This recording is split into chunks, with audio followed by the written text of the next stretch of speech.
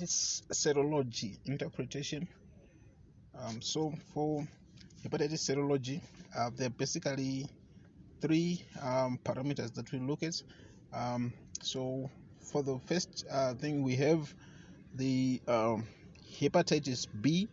For the antigens, we have the antigen for the core antigen. We have the E antigen, and we have the surface antigen.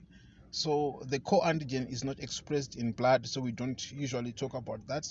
Then the E antigen is expressed with the replicating virus, and then the S antigen is on the surface of the virus.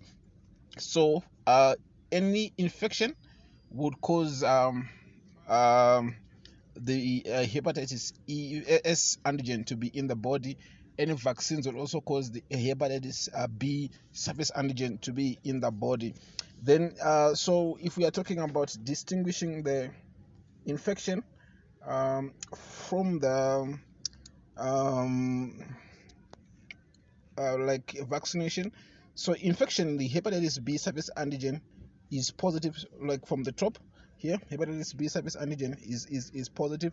That's an acute infection. If the hepatitis B core antigen, core antibody, IgM antibody is positive, then if HBE, hepatitis B E antigen is positive, that suggests that the virus is replicating and is infectious.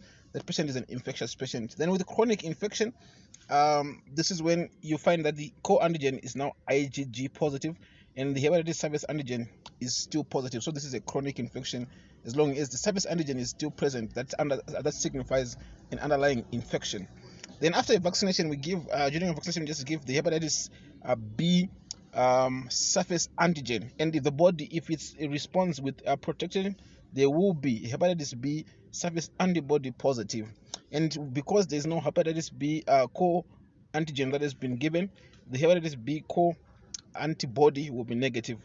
Then for a cleared infection, the hepatitis B surface antibody still persists. This usually persists if the patient has developed immunity from the previous infection.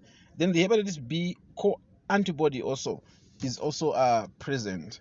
Then for immunity, where the immunity is still resolving, or an acute immunity that's resolving, or if the immune function infection is cleared, but this patient hasn't developed immunity, so the hepatitis B surface antibody, that's the marker of immunity. So the hepatitis B surface antibody is negative, but you find that the hepatitis B core antibody is positive, to suggest that there has been a previous infection, but there is no immunity developed as such.